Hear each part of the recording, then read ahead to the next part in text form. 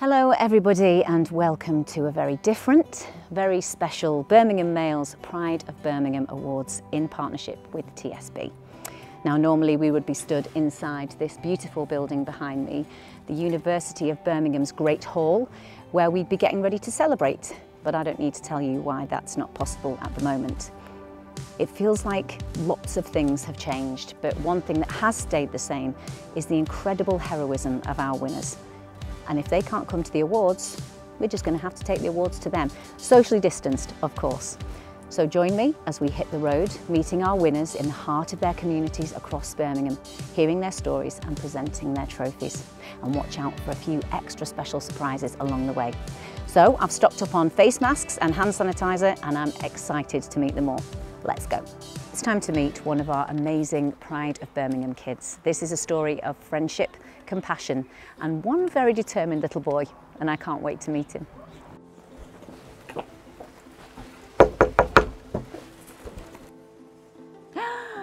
Hello, Nate.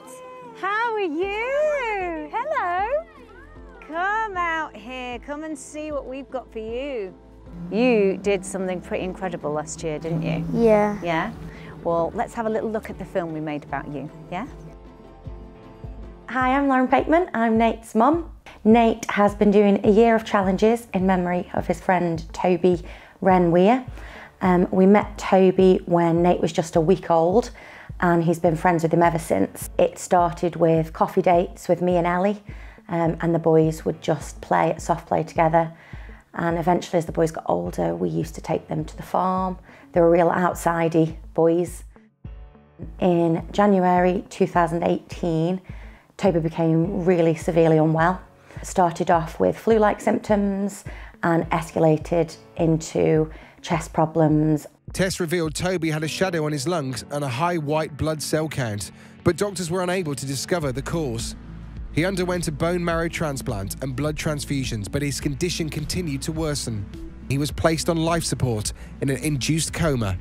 He was woken up very briefly over Christmas, and it was at that point Nate went in to see him and said that he'd like to raise some money for the hospital for doing such a good job of looking after him.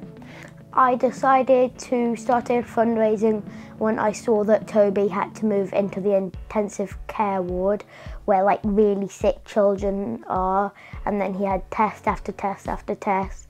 So I thought that I wanted to raise money for like not just the intensive care ward, but all the hospital. Nate decided he wanted to do 12 challenges. We told Toby on Boxing Day that Nate was going to take on these 12 challenges. Nate was midway through his first challenge on the 19th of January when he was told his friend had passed away. Nate made the really difficult decision that he wanted to carry on. Nate just carried on with that challenge, more determined than ever to make sure he raised his target of £1,000. After completing his January challenge, Nate just kept going and going and going.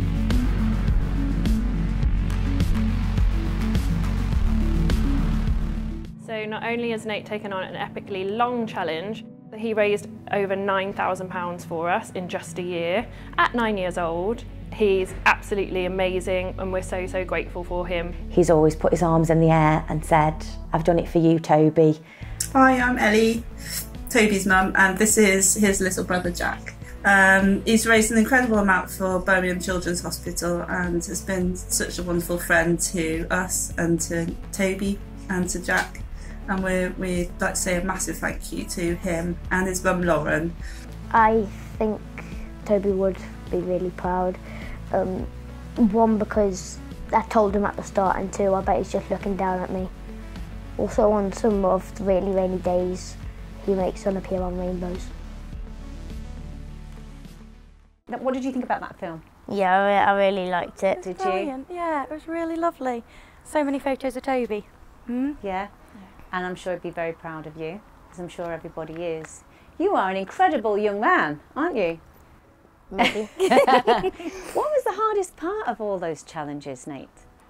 Probably the bike one. Yeah. Oh, your thighs hurt, didn't they? Oh, did they? 35 miles in like 4 hours without stopping, I think. Sure. Oh, there's no way I could do that. My legs really hurt your legs, Yeah, didn't my it, that legs were one? like dead after like the first hour and a half. Well, listen, I think you're wonderful, and you know, I'm sure everybody watching thinks you're wonderful, but there is also somebody, before we let you have this amazing award, yeah, before we let you have that, there's somebody else who was completely inspired by you, and they wanted to send you a message to congratulate you properly. And it's a message from Bear Grylls.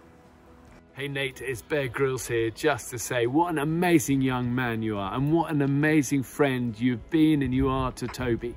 And you've raised so much money for Birmingham Children's Hospital, and I know that your best friend Toby is going to be shining down with pride from up in the sky at what an amazing young person you are. And Nate, as a little thank you to you, we're going to organise some tickets for you and your family to go to the Bear Grylls adventure at the NEC in Birmingham. So you guys are going to have a whole day of fun and skydive and climb and all that great stuff. But we think you're incredible. Well done.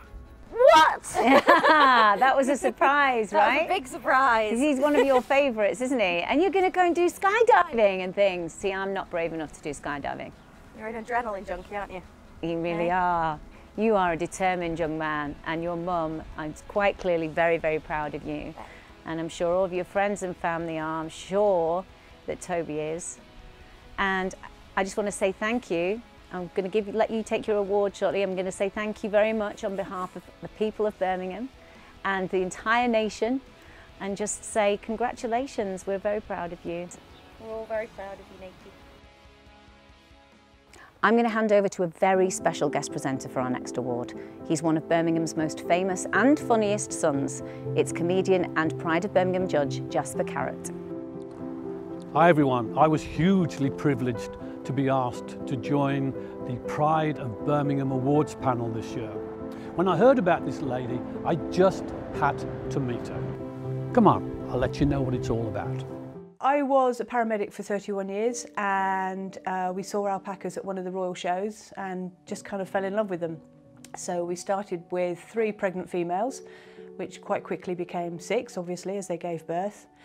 And then over the course of the last 10 years, we built up to now 48 alpacas. In the early days, we didn't know how to handle them, so we found a philosophy called camelid dynamics. Being a paramedic, I was also a counsellor, so I decided to combine both my counselling skills and my camelid dynamic skills and put together a therapy programme for working with people. Bonnie the alpaca is a beautiful alpaca, and she sits down and lets all the children surround her and hug her and cuddle her, and you can just see the joy that that brings to the children. Jessie can be quite frightened of the world sometimes. She can be very, very happy, and when she comes here, the smile on her face is amazing. You go up there and you forget all about your troubles, your worries, you smile, you relax. I have come from a very bad background. For the very first time I went up to see the alpacas. I'd never seen one before, didn't know what one was. All I had in the back of my mind was that, do they spit? The first person that came running down towards me was this big llama called Eddie, and I smiled like I've not smiled in years. We take them into care homes, so particularly care homes with dementia patients who very often can't communicate with people, closed down. To bring in an animal that is completely novel just really brings them alive. We've had or seen people communicate or make contact with their environment, take notice, sort of open their eyes, actually put their hands out to touch, really be stimulated and smile. We arranged a group of children some years ago, all with additional needs, to come and visit the alpacas, and we've been coming ever since because it's such a fabulous experience for the children. Victoria just is so good with the children, with their needs. She understands them and she just accommodates them, which is so special. She's probably the only person that knows everything about me. I feel very honoured to know Victoria. Victoria has been the centre of my life for the best part of 30 years. And to say I love her with all my heart is an understatement. We're best soulmates. Entered onto this journey with alpacas together has just been wonderful. You couldn't really define a better way of spending your time together. Live, love, share alpacas. We're so fortunate and privileged to be able to own and look after a growing number of these wonderful animals that, yeah, it felt right to share them with people that don't have that opportunity. It's my privilege to present you with this award. It's the TSB Community Partner Award, and it's for people who have affected in an incredible way the people in society that need the help the most. Well, the biggest thanks have to go to Roger, my husband, because without him none of this would have been possible. He's been my support, my rock throughout all of it, and helped me drive forward all of this. So thanks to Rog and everybody that's, I've no idea who nominated me, but thank you, whoever you are. Well, congratulations and thank you on behalf of Brummies everywhere. No doubt tonight you'll have a little bit of a special celebration and maybe some extra carrots for the, well, no, make it cauliflowers. I just want to play safe. These awards are all about courage, and I'm on my way to meet someone whose actions could be the dictionary definition of that word. Let's go.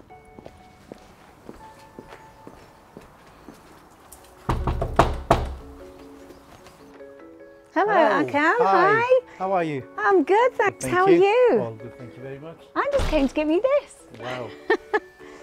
Here we go. I'm going to put that here. Thank you very much. This is for you. Thank you very much. You had a split second in which to make a life-saving decision, and because of the decision you made, 6 people are alive today. Because of that and because of your absolutely breathtaking courage. So I'd like to show everybody at home watching now what happened.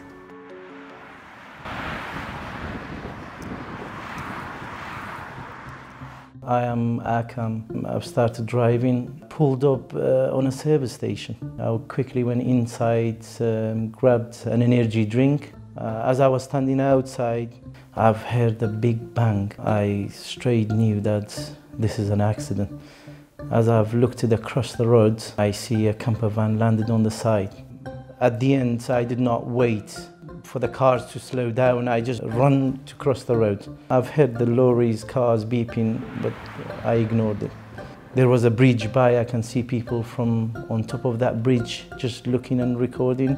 Where with me, I was just thinking about these people inside the camper van. So as I seen the camper van started on fire, I started panicking and I've rushed to pull them out. On the very last person, he was a young lady. The scream, it was absolutely frightening. On the other side, I've got the fire. I'm panicking and not too sure whether I continue or give up. But then I said, no matter what, she's just another human like me. As much as I would like to live, I'm sure she wants the same. So no matter what, I've pulled her out. Seconds we jumped off, the first gas cylinder exploded. As we gone a little bit more far, then the rest of them started exploding, where in minutes the camper van turned into ash. As Akam battled through flames and intense heat to save the people in the van, he was motivated by something deeper than his extraordinary courage. His own cousin had been killed in a burning car following a crash 13 years previously. What happened to my cousin in 2006, where the eyewitnesses passing by while his car's on fire. Unfortunately, the seatbelt was locked, and due to the fire, people wasn't brave enough to go in and to at least just open the door and pull him out. Unfortunately, we've lost him. It's just, I can't let this happen ever again. You wouldn't expect anything different from him. You know, he's always there to help people out, he's got the kindest of hearts. Yeah, he actually saved 4 people and a dog as well out of there, so it's amazing really. I don't think he sees himself as a hero. I think he just sees himself as that's just what he did. He was there at that moment. You know, he just looked over there and he didn't stop to think twice. He just went straight in there because that's Akam, that's what he does. We have a message from a boxing superstar, actually, who wanted to say congratulations to you. So this is Olympic and world champion Nicola Adams. Hi Cam. Sometimes people use words like bravery and courage to describe a sports person, even on boxers like me. But the next time someone does, I'll tell them your story and tell them how brave and how heroic you actually are. I can't even imagine how you must have felt that day, but you showed the purest form of courage, and you are totally deserving of this award. Congratulations on winning. You've done us all proud. You're one of the bravest people I think I've ever met. And on behalf of the people of Birmingham and the Pride of Birmingham Awards, I'm absolutely honoured to be here to present you with this today. Is there anything else you'd like to say? That's it. Thank you very much. Thanking you all for coming today. Yeah. Appreciate it. Thank you. Whenever I come to Birmingham, the one thing I love is that every single part of the community comes together. No matter what your background, colour or creed, you're all Brummies together. And our next winner is a wonderful example of that. Here is award-winning chef and proud Brummie, Glyn Pennell, to tell us more. I'm here today to meet the amazing Bearded Bros, and our judges in February voted them to win. But during lockdown, their work has been as vital as ever. Let's go meet them. Imran, great to be here. And before we have a good chat, let's have a little look at the video of what you do. In 2017, I started the Bearded Bros. It was from the Grenfell Towers. When we went out there, it was a news channel. They pointed a camera in our face and they said, "What's your name and where do you come from?" And we said, "We're called the Bearded Brothers," and it stuck. The Bearded Bros is a community organisation. It's a community group, and the ideology of it is to help people in the community. Different issues that need tackling in the community, they'll get on and do it. Bearded Bros bring together people from all walks of life. From picking up litter and clearing the streets during the bin strike, to teaching community values and helping the homeless, they make our city an even better place to live. At the heart of everything Bearded Bros do is the Salma Food Bank. We are the only emergency food bank in the country. We cover interim periods of emergencies in and around the West Midlands, in West London, parts of Nottingham and parts of Manchester now, with an ever-growing volunteer base. We now have around about 750 volunteer drivers that will, at a drop of a hat, will go out to people to deliver emergency supplies. The way we run as an emergency food bank, we're open every hour of the day. Monday to Friday, the warehouse is open, and obviously on a weekend, we take referrals as well. This all started in 2016. It was looking at my mother's life and how she spent it, looking after her neighbours, looking after people she didn't know. And the whole emergency food bank came about from there. We've grown strength to strength. You can see I have officially become one of them. They're doing some amazing work, so make sure you support. We've just built a bridge there, okay? That would last a long lifetime. That legacy we've left there is that every colour, every religion can be united under one human race. Here, people of Birmingham, we should be extremely proud of ourselves. Great little video there of showing everybody how amazing and what great stuff you do. But since lockdown, you've been extremely busy as well. So tell us a little bit about that. Oh, extremely busy is probably an understatement. Yeah. I would say 10 folds over. Mm-hmm. We're probably dealing with around about 350 to 400 emergencies per day. That's the food bank? That is absolutely, that is food. That is people calling us up. Yeah. Who are in dire emergencies. Started like you're obviously in the West Midlands, you can make a massive impact to the West Midlands. So now, as you said, you're spreading across nationally. Have you recruited more volunteers, drivers? Has that happened? Yes, we have. We've definitely got more volunteers. I would say we've had maybe 100 extra volunteers since COVID-19 has come into existence. Mm-hmm. Before I deliver, or before we give you this fantastic, beautiful trophy, there's a couple of people who'd like to say a few words. Now, I believe you're a cricket fan. I am a cricket fan, You are yeah. a cricket fan, yeah. We've got a fan of yours who is Moeen Ali. Really? Really. Moeen Ali watches us. Yeah, he's also got a beard as well, Oh, which is wow. probably slightly more impressive than yours. Absolutely, yeah. And also we've got an actor Oh, yeah. also who'd like to say a few words. So let's watch this. The last few months have taught us all a lesson about community, about coming together, about helping others. All over Birmingham and Britain, people have been looking out for each other. We've picked up shopping for neighbours, we've checked on elderly relatives, we've raised money, we've volunteered to help. But Imran, you and your bearded bros were already doing this. You were making a difference before the pandemic. You've made a huge difference during it, and you'll go on making a difference long after life has gone back to normal. And that is one of the things that makes you so special. The other is the way that you bring people together. You don't have to have a beard, and you don't have to be a bro to be part of Bearded Bros. So many cultures are proud to call Birmingham home, and what I love about Bearded Bros is how you bring people from all those cultures and all those backgrounds together. It is wonderful to behold.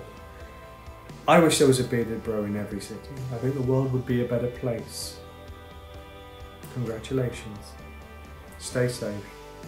Hi guys, Moin Ali here. I just want to say a huge congratulations to Imran Hamid and his achievements. Fantastic efforts. Keep going and hope to see you soon. Bye. Right, Imran, I can't say any better than knitting. All I can say, take this award, which is so richly deserved. So there you go, congratulations. It's time for the next winner, and our Kim's off to meet an incredible child of courage, Amelia Eldred. But before she does, here's what happened when Pride of Birmingham sent two of Amelia's favourite stars, Max and Harvey, to tell her she'd won an award. This all happened before lockdown, don't forget, when a big awards dinner was still on the cards. What's up guys, it's Max and Harvey and we are here in Birmingham to surprise a very special girl with an invitation to the Pride of Birmingham Awards that she has won. She doesn't know we're actually here, so we're going to go burst in on her now. Let's go. Amelia thinks she is being filmed by a local news crew covering Max and Harvey's Birmingham concert. My name is Amelia and I'm 9 years old. We are going out to see the Max and Harvey concert. My favourite is Max because he loves bacon bits like me. Oh, that's good. I like bacon bits a lot. You know, they're really cool. It's a shame though, because I was really hoping I'd be your favourite, but you know, it's all right. I'll just let you be with Max. It's fine. Don't worry. How are you, Amelia? You good? Yeah. It's lovely to meet you. We're here for a specific reason. We've got some amazing news for you. It's completely shocked. I'm shocked as well. I'm happy you chose me, to be honest. So we're here to present to you a Pride of Birmingham Award. We hope you'll have an amazing time and we can't wait to see you at our show later.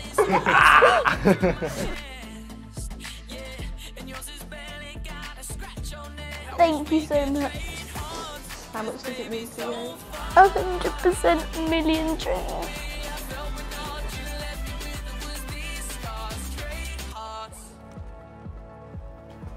Hello, hi Amelia, how are you?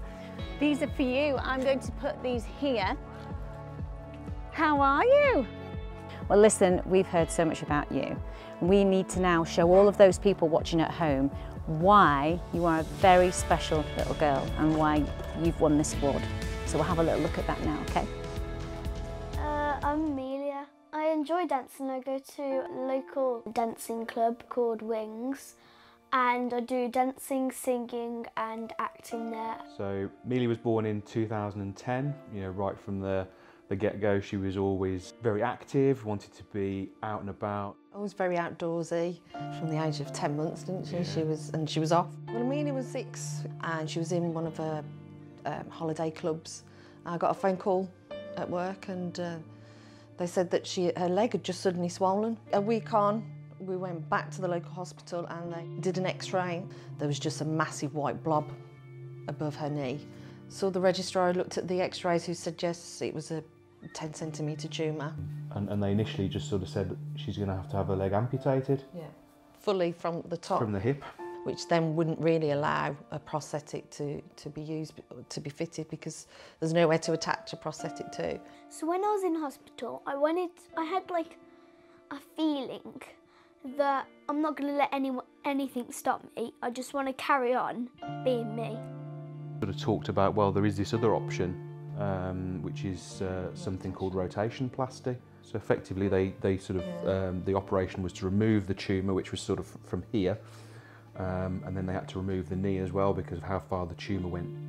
So they took then the lower half of her leg and reattached that up here, backwards. So her foot then can act as a knee joint. When I found found out that I was going to have my operation, I wanted to know that I could still, well, do what everyone else can.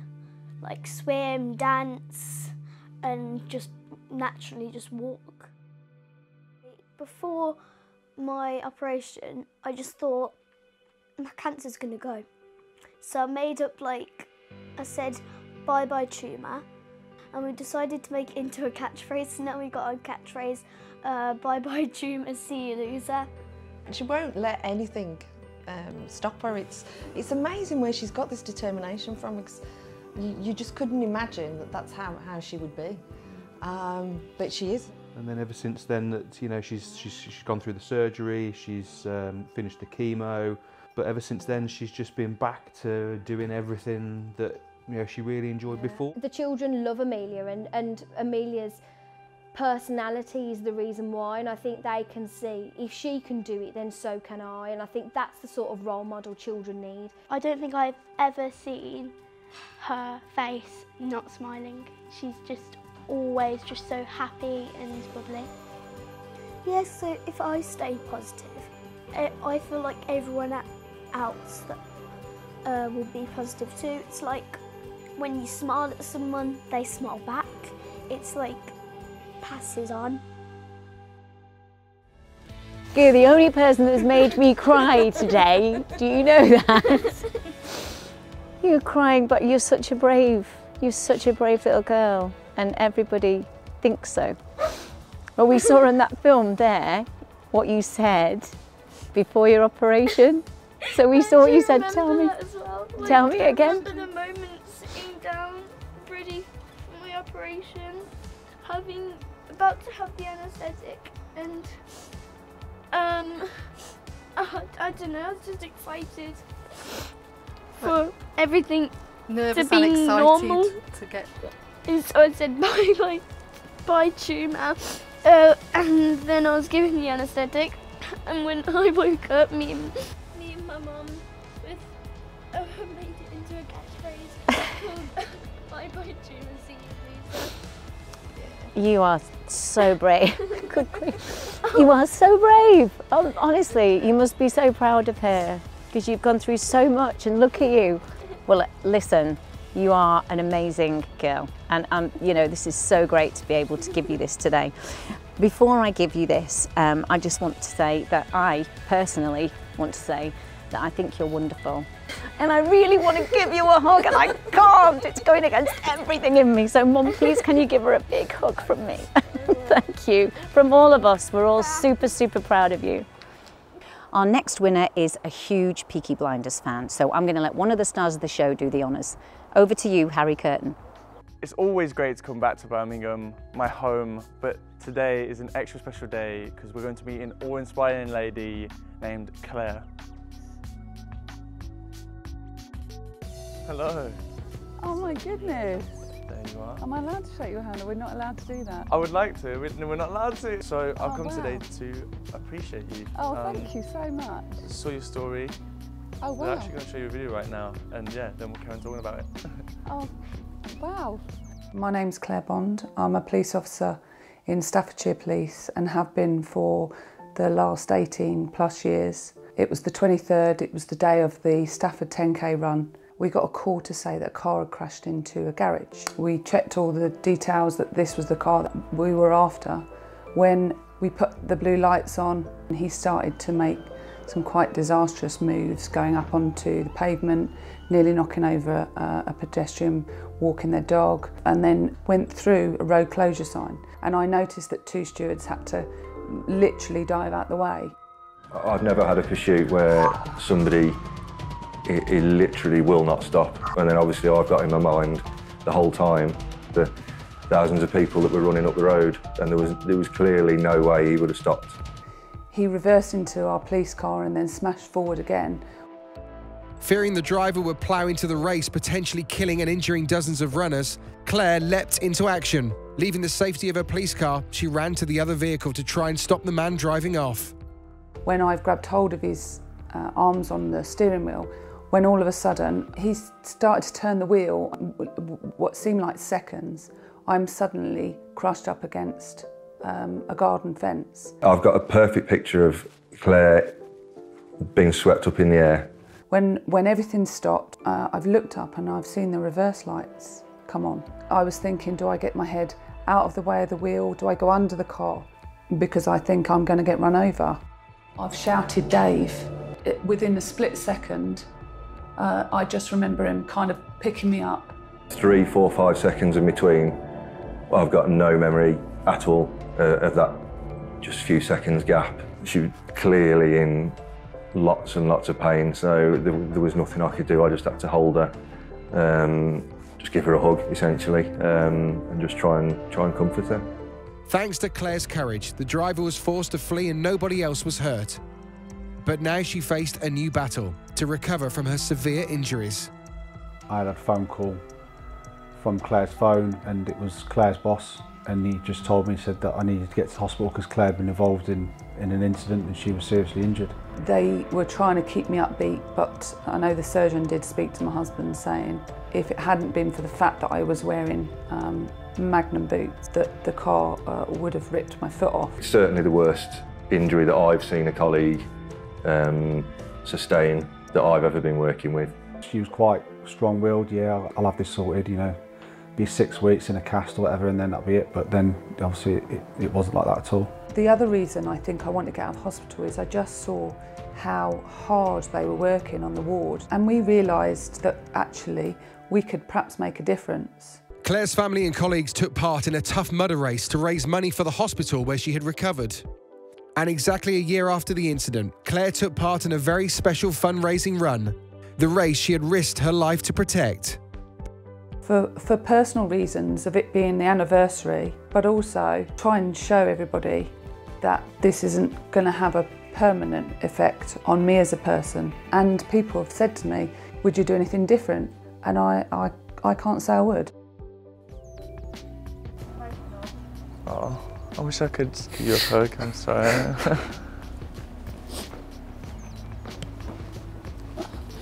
I'm sure your family is going to be so proud. They are. That is yours. Thank you. They're going to be gutted. They weren't here to see you. I'm gutted that I can't say hello properly, but the world is the way the world is. But yeah, thank you. And this is your day, so enjoy it. Thanks for that. Thank you. I wasn't expecting this, and when I heard that I'd been nominated, I think that was another tearful moment, for the simple reason is that somebody had gone out of their way to write and recognise what happened not only that day but what we've tried to do since as well. So it's a shame my family can't be here to celebrate with me, because without Darren, all of my kids and Dave, I don't think I would be here and as well as I am. So this is on behalf of my family, both Staffordshire and West Midlands Police Force have been absolutely amazing to get me back to some form of being a police officer again, and I just want to say thank you. Next up is the winner of our Young Hero Award. Now, we hear a lot of things about teenagers these days, and sadly it seems that we only ever hear the bad news, but we think it's really important to shout about all the good things that teenagers do as well. And what Nazim Ahmed did is pretty amazing. It's lovely to meet you. This is for you. Wow, thank you. There you go. You can't have it just yet. Not just yet. Because we want to find out more about you. You are a genuine lifesaver, aren't you? Well, let's have a look at your film and find out what happened. So I was at a charity event. It was a charity event where we were raising money for orphans in Smallheath. Then there was a woman came in screaming. She was screaming, someone help, my boyfriend's being attacked, my boyfriend's being attacked. And I went outside. 15 metres in front of me, there was an argument, a guy sitting in a nice car and another guy masked up. They were arguing, the window was down, and next thing you know, he reaches in his trousers and pulls out a 13-inch blade. That knife went into the guy's stomach. He then opened the door, put it through his leg, twisted it. He then turned around and made brief eye contact. Then he ran. The ferociousness of the attack was enough for me to realise I went straight to the guy, and first thing I did was put pressure on his wound. It's all very blurry, but what I do remember is I asked someone to get a chair over, we sat him down, I took 2 bandages out the first aid kit and I put it right by his stomach. There was a 4-inch incision across the side, and it was a good 6 inches deep at least. And my job was to prevent death from taking him. I found a pair of scissors in the first aid kit, cut open his tracksuit. It wasn't the prettiest of wounds, let's just say. I put 2 bandages inside that leg to try hold in the blood and everything, and wrapped it around, had another guy put pressure on that. From there onwards, me and a couple guys, we kept this man breathing. We kept this man alive. We washed off his hands. Armed police came after about, I'd say around maybe 10-15 minutes or so. From there, the paramedics took over from my position. He was taken away in the ambulance. I went back into the venue, and I proceeded to just clean up. I think every cadet knows the basics and the aspect of to keep calm, to clear people away, and he would have done that. He would have been in control. You know, I think just instinct takes over and then panic afterwards. So I believe we would have carried out those values, take control, clear the incidents. I'm immensely proud of this young man. We as an organisation are immensely proud of that young man. And for a 16-year-old, that's quite traumatic. It really had a serious effect on him, I think. He didn't realize at that time because the adrenaline was going, and even today, when he talks about it, he feels very emotional because he knows there are thousands of lives out there in the street, and it could be anybody. It could be even him. Well, I'm going to say it again, unbelievably brave. I think what you did was fantastic, and to be so quick thinking and to have your head screwed and not panic, was remarkable. I appreciate that. As you know, this is for you. Thank you. and you thoroughly deserve it. But before you're allowed to take it, there is somebody who just wanted to send you a special message. Oh. And this is comedian and presenter Mo Gilligan. Yo, what's going on, Nazim? Listen, Mo Gilligan here.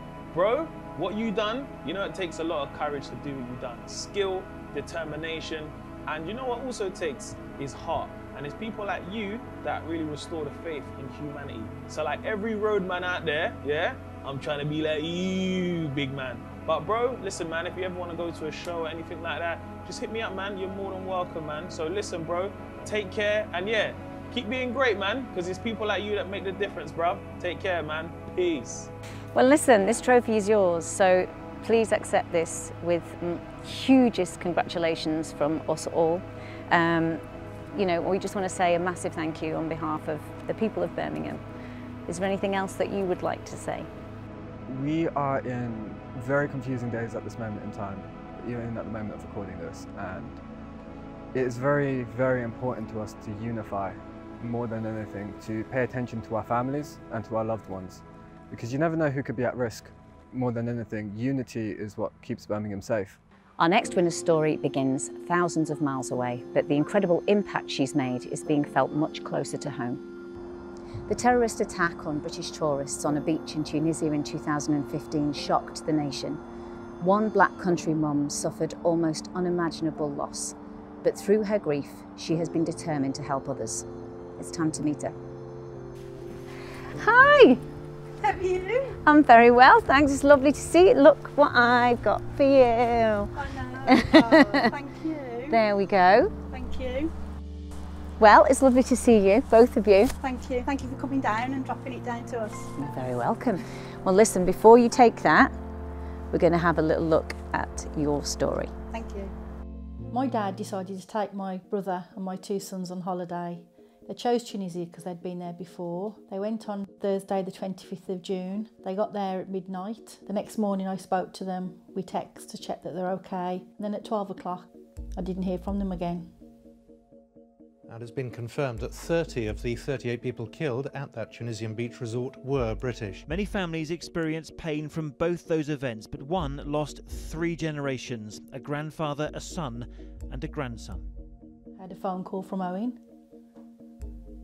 screaming, telling me that there'd been something dreadful happen, and I just kept asking, well, where's Joel? Where's Adrian? Where's Grandad? Where's Dad? And Owen was telling me that they were all dead. You know, I think at that point myself and Owen and our own family felt the loss, and no one else had felt the loss, but clearly from seeing the outpour of love, we really saw how much it affected the whole community. But we were lucky to have that kind of support in that local way. And we thought so many people don't have that. And so we thought if we could do something similar for that, or even just help somebody in some certain way. We saw there was a gap, a need for that direct support, and that's what gave us the idea to actually set up Smile for Joel. We wanted to fundraise and give these families some support and help them make a smile.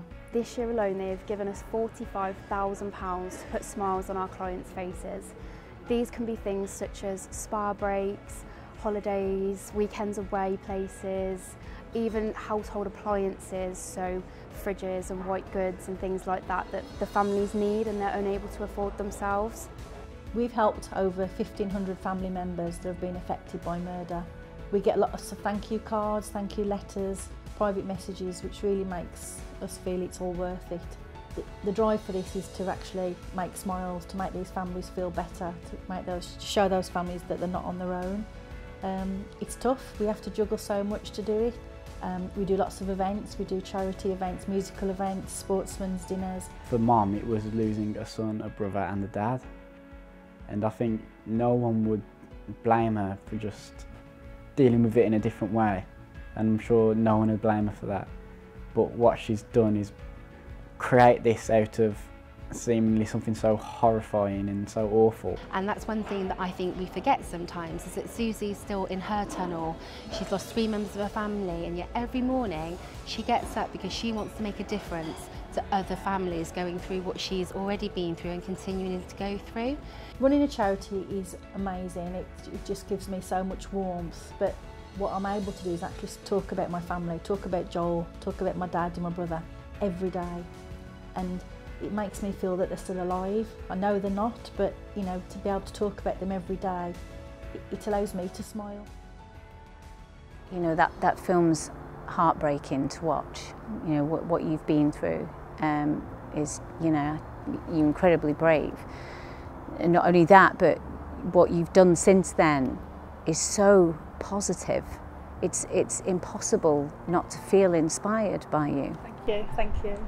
There were 3 amazing guys, and if I can just carry on telling the world just how amazing they were, then it's what it's all about, and making a difference for them. You know, they should be here and they're not, and you know, but they're here, hit my heart, and the charity just lives for them. What would you say has helped you through your own grief the most?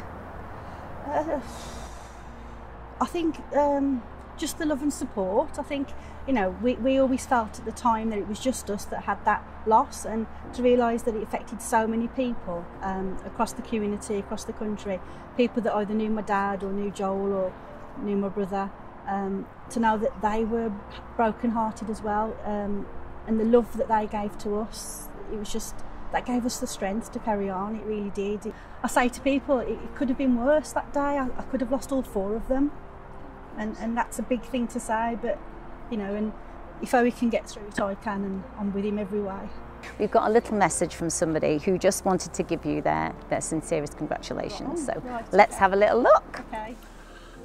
Hi Suzanne, this is Chris Tarrant. When I read the detail of what happened to you and your family on that awful day, I just kept shaking my head. I just thought, how on earth do you ever recover from that? If it was me, I think I would just crawl into a corner and cry. My life would hold nothing for me. But you've been incredible, because you seem determined. You proved you're determined to show that something somehow good, something positive must come out of that awful, sick evil.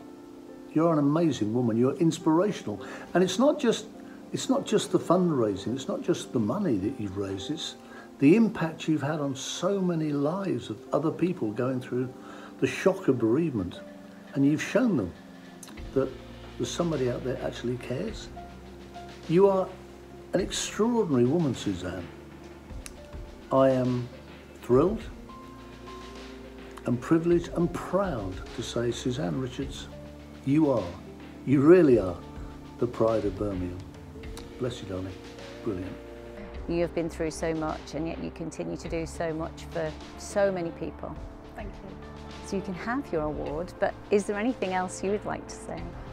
So many people were killed that day. There was 38 in total, and this is for all those that were killed as well, not just for my 3.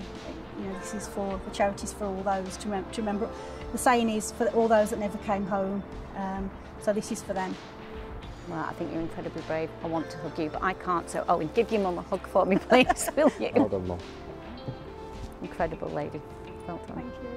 Next up is the winner of our Outstanding Bravery Award. This guy is what the Pride of Birmingham is all about, and this is his story. Major incidents have been declared across the UK. Parts of the Midlands expected to record their highest ever flood levels in the next few hours. A second weekend of prolonged heavy rain has brought flooding in areas across the country. There are warnings of a danger to life. Hi, my name's Ben. When I was at work, I was driving back when there was floods really bad 2 years ago. It was raining pretty bad, to be honest. I couldn't really see a thing. I avoided the road closure and went down a back street that led onto the road further down. And as I done that, I just saw like several people running up to my van, screaming, saying there's kids in the car. And the car's flooded. There was a car in the water, fully submerged with the boot up. As soon as I heard that there was children in there, with me being the father, I just jumped in, because if that was my child that was stuck in that car, I don't know what I would do. Believing children were trapped in the back of the people carrier, Ben jumped into the water. So as I opened the back doors, I had to reach around to feel something, and then I heard a voice saying, there's no one in the back, I'm in the front. Ben went to the front of the car and opened the door. And I could feel his legs, and I told him to hold his breath, I'm going to drag him out. So I dragged him out, and yeah, I had to support him as I was swimming back, because it was that deep. As I pulled him out, I give him my spare work clothes, and I put him in my van with the heating on, full blast, so he was warm, and I waited with him until someone took him to hospital. And you know, he saved somebody's son, somebody's dad, somebody's uncle, somebody's brother, and you know, he's made me really, really proud of what he's done, and totally disregarded his own safety. The deadly danger of the incident was underlined later that night when another driver died after being trapped in a submerged car on the same stretch of flooded road. I'm not really a kind of guy that has to think about doing stuff. It kind of just naturally happens, so if it needs doing, I'll do it. And after finding out that there was a gentleman that went in and he did die, didn't come out, I'd do it again. Ben Lee's there. What a true hero. And now let's meet our next winner. Our next award is presented in memory of a previous Pride of Birmingham and Pride of Britain winner who touched the hearts of the whole nation with his kindness, compassion and incredible spirit in the face of terminal illness. Let's meet this year's winner of the Stephen Sutton Inspiration Award.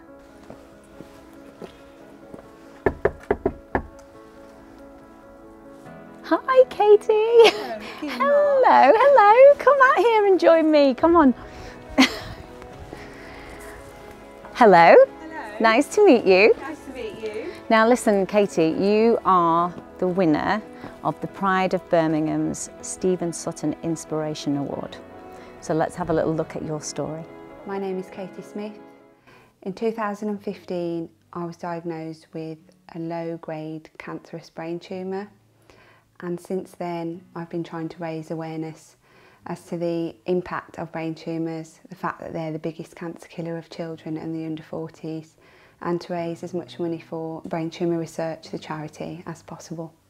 One of the most pertinent things to me was 1 o'clock in the morning and the consultant came in and said, unfortunately it's a brain tumour. And sometimes in your life you realise moments where you know your life's not going to be the same again. That for me was that time, and I knew that our lives had changed from then on.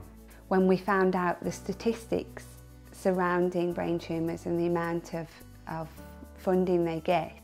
When it got to the little things that we didn't know about, the funding, about how much money goes into the research, how little the technology or improvement in prognosis has changed over the last 30 years. We thought, while Katie was having chemotherapy and radiotherapy, we decided that we would do something about it, and that's why we started our campaign to raise money. We decided that we were going to do a charity ball where we would auction off hats that had been signed by celebrities. So then we spent the next few months writing to celebrities, emailing celebrities, standing outside stage doors trying to bump into celebrities, using every connection that we could. But we did it, and we got over 40 hats in the end. And the biggest one we managed to get was Cillian Murphy's, the Peaky Blinders cap, which sold for £2,500. Having children was something that we'd always wanted to do. I'd had the brain surgery. We knew that it was going to come back at some point and it would be more aggressive. And very fortunately, I got pregnant with Eli, and he's the best thing that I ever did. And I can't imagine my life now without experiencing that intense love. As soon as he was born, it changed for us because we realised that there was this to live for.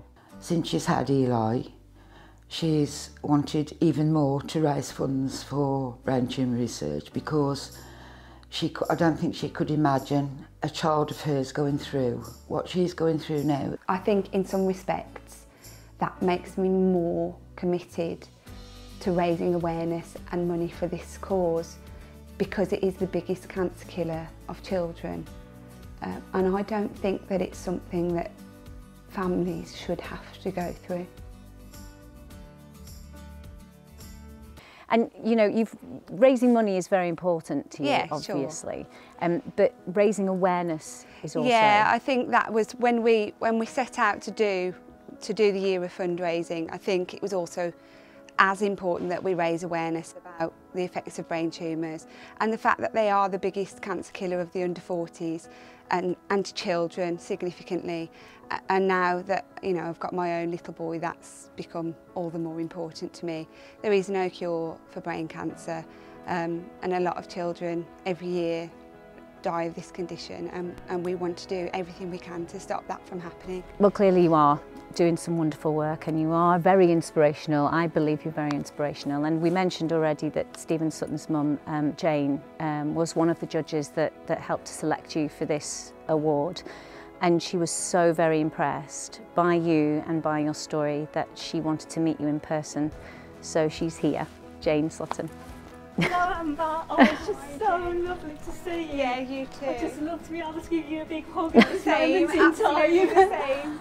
Thank you so much. Honestly, I can't tell you what this means, this particular award means to me.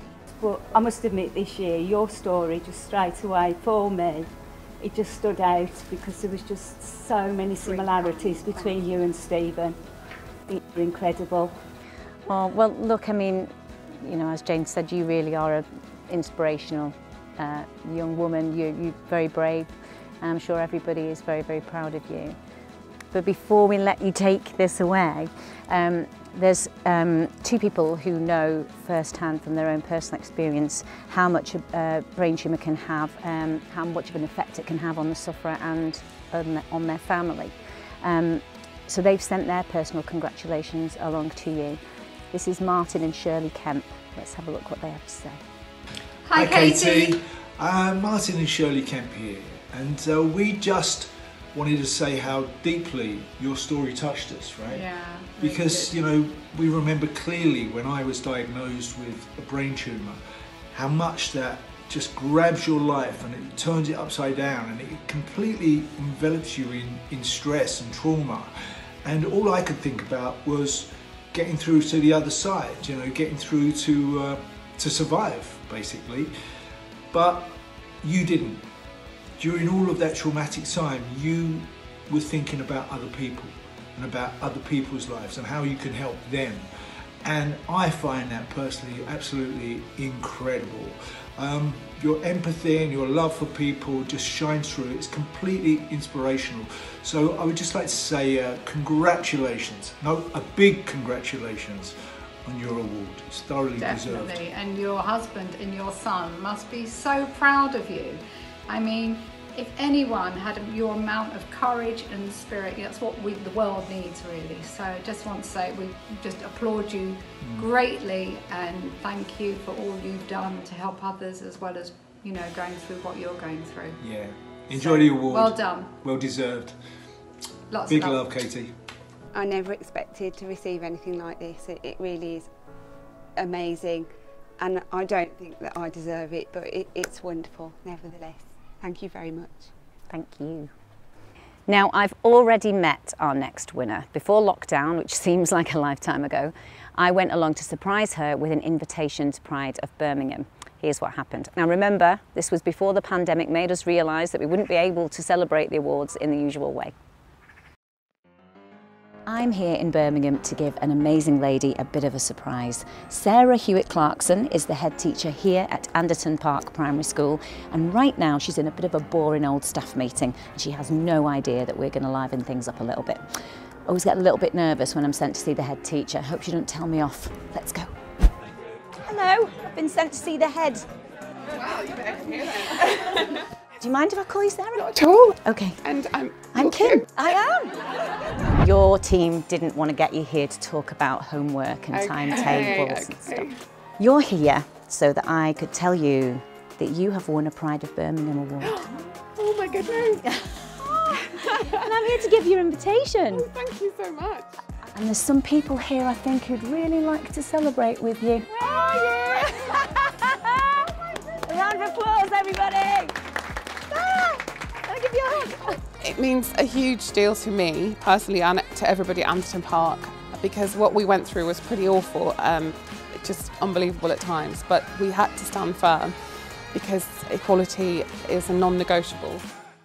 Well, that was a brilliant day, but it wouldn't be much of a surprise if I just rocked up again, would it? So we asked Samina Ali Khan, who is a Pride of Birmingham judge and a TV news anchor who covered the story of the protests, to go along with the award. I've got a lovely job to do today, and it's to surprise Sarah with an award. So let's go and meet her. Hello, hello, hello. Oh, hello. Hello, Sarah. It is lovely to meet you. It's lovely to meet you too. I'll just put that down there for a minute. That looks beautiful. And I'm delighted to be here on this very special mission, because had the award ceremony gone ahead as planned, I would have been one of two people who'd be up on stage presenting you with this award. Now, sadly, that can't happen, but I am delighted to be here, and we will do that presentation in just a minute. But first, I certainly remember when we had those news reports of the protests that were going on at your school.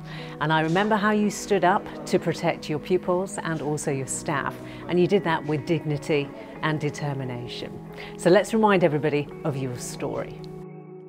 I'm Sarah Hewitt-Clarkson, head teacher at Anderton Park Primary School in Spark Hill, Birmingham. We are very clear at school about what we value. So we value relationships, determination, and what we call the ability to sparkle. Genuinely talk about how everybody's equal and how we love differences, but we have many differences, but still everybody remains equal. So about a year ago, February last year, parents rightly started to ask questions. They'd heard about this new relationships education policy that was coming out. So I then met a person. I invited him into my office for a chat, and that was just before February half term last year, and that's when everything changed. And within 2 weeks, we had protests outside on the pavements. We are not breaking any laws.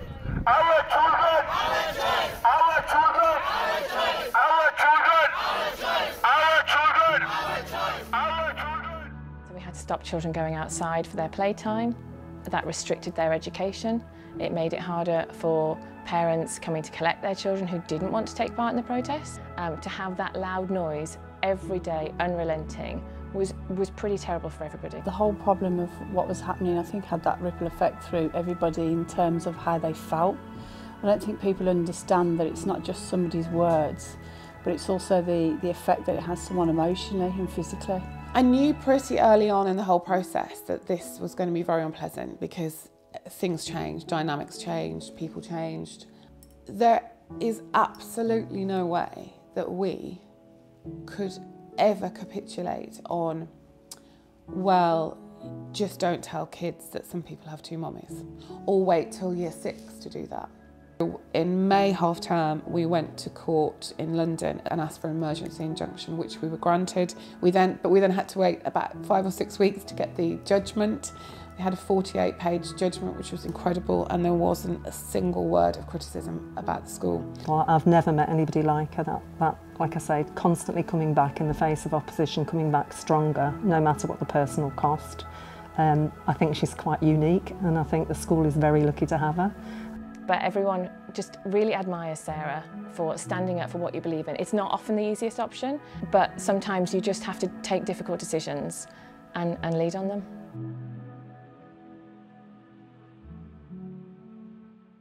So Sarah, it certainly brought back some memories for you watching that. Why did you feel so strongly about standing up to the protesters at the time? I think it was such a shock for this to happen at our school, because our school, we really pride ourselves on the relationships we have with families in the community and each other. And we really pride ourselves on the work that we do, very low key, but all the time, every day, about all aspects of equality and equity as well. And we're quite a diverse school, and it's really clear, I think, when you're a head teacher or a human being, that you can't pick the bits of equality that you prefer, and you definitely can't leave the bits out that you think should be left out. Now, I don't think anything should be left out. I think it's a brilliant law, but some people think you should leave some bits out. But that's the opposite of what that law was there in the first place for.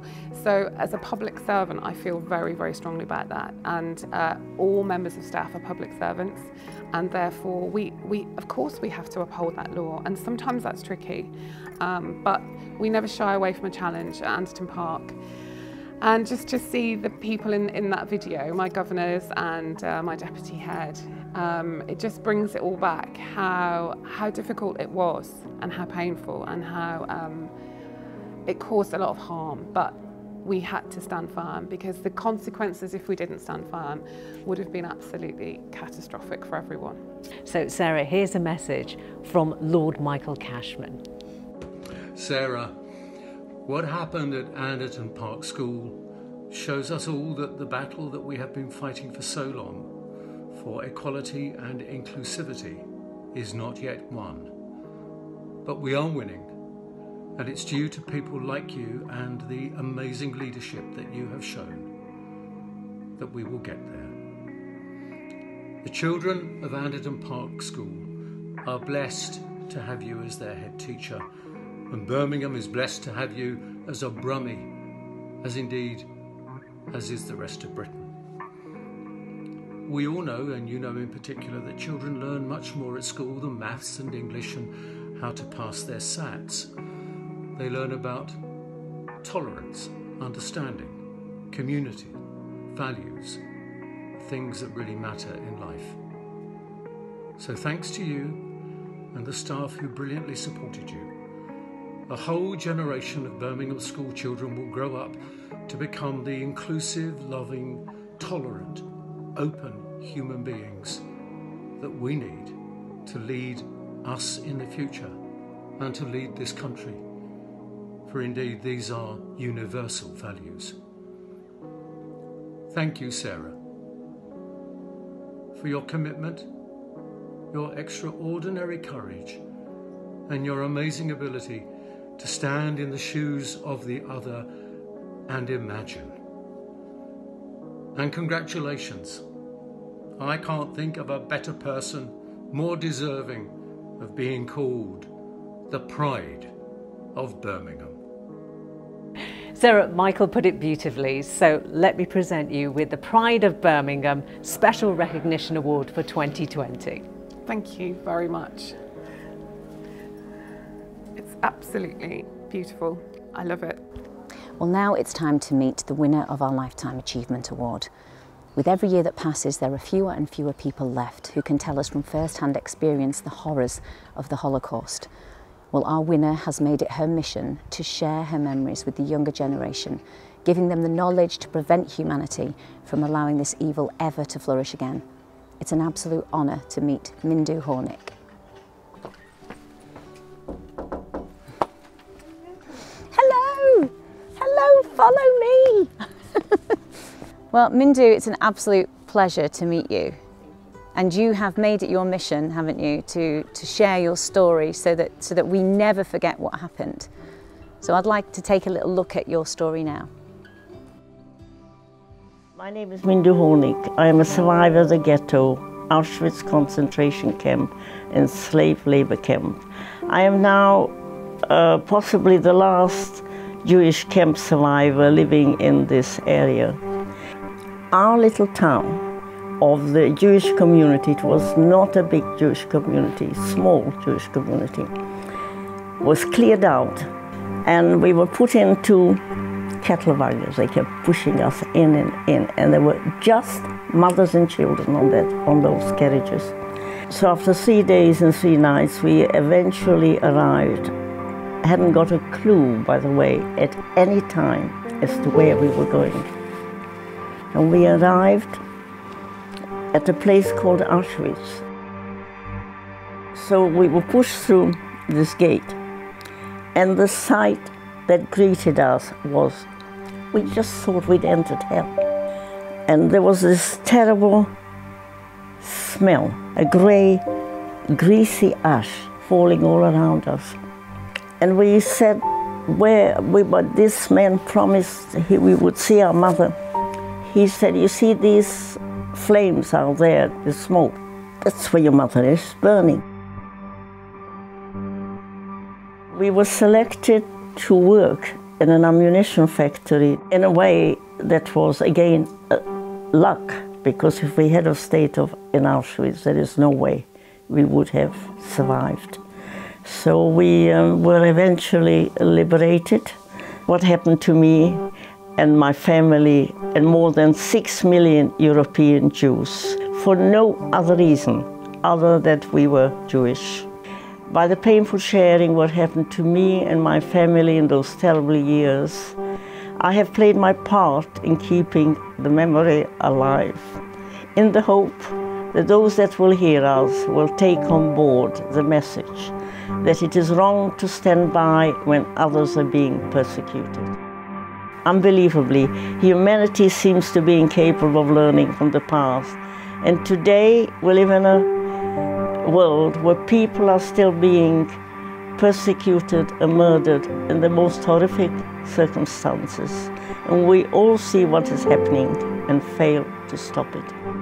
It becomes necessary for us survivors to talk to schools and universities, colleges, and many diverse groups of people, because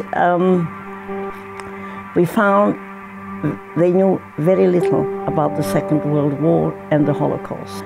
The way to try and stop this tide of hostility was by us educating young people that one must learn we live in a multicultural, multiracial society, to accept each other and to live in peace. I mean, I often asked, do you forgive? I cannot forgive, because when people have killed off your entire family, you cannot forgive. But what I do always preach is not to hate. I can see how far hate can go, and that is my main message is, don't hate, because it has catastrophic consequences. We must love our neighbors and try and live in harmony. Can you tell me why it's important to you to keep telling your story? We feel we have to tell our story. We have to tell it and hope that it's taken on board, what we have to say, and that the children will learn on it and try and create a better world. Yeah. Well, I mean, who better to guide them than yourself, and you're doing such a wonderful job. I have a message from somebody who wanted to pay you a personal tribute. She is one of the country's finest actresses, and also she's a lifelong campaigner against anti-Semitism. It's Maureen Littman.